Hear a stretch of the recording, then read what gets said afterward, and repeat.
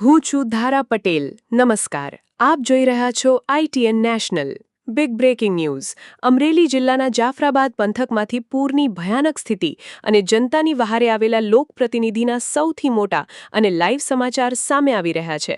જાફરાબાદના ઘારાબંદર ગામમાં ભારે વરસાદના કારણે પૂરની સ્થિતિ સર્જાઈ છે અને અનેક ઘરોમાં ઘૂંટણસમા પાણી ભરાઈ ગયા છે.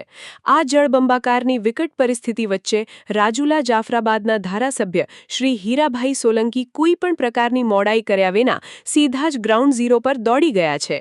બિલકુલ ધારાસભ્ય હીરાભાઈ સોલંકીએ પોતે પ્રોટોકોલ બાજુ પર મૂકીને જાતે પૂરના પાણીમાં ઉતરીને એક ઘરની અને ગ્રામજનોની પરિસ્થિતિની લાઈવ મુલાકાત લીધી છે. મુશ્કેલીમાં મુકાયેલા અને પૂરના પાણી વચ્ચે ફસાયેલા લોકોને તાત્કાલિક સલામત સ્થળે ખસેડવા માટે તેમણે સ્થાનિક વહીવટીતંત્રને હાઈ એલર્ટ પર લાવીને કડક આદેશો જારી કર્યા છે.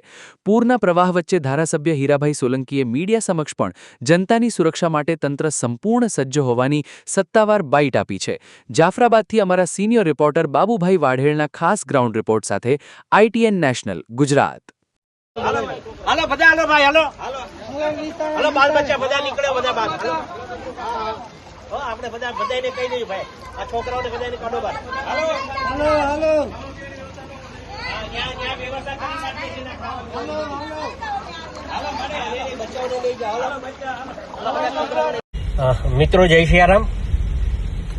રાજુલા તાલુકામાં 12.5 ઇંચથી વધારે વરસાદ પડ્યો છે અને ધારાબંદર ગામમાં આજુબાજુ આખું ગામ પાણીથી પાણી ફરી વળ્યું છે.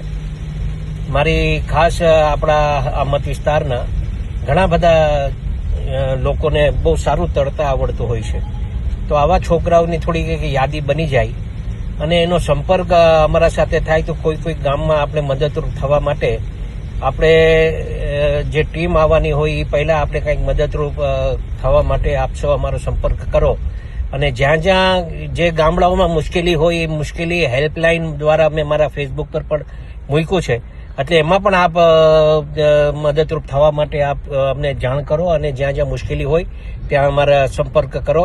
એ આપ સૌને ધારાસભ્ય તરીકે, જનપ્રતિનિધિ તરીકે આપ સૌને મારી વિનંતી. જય શ્રી રામ.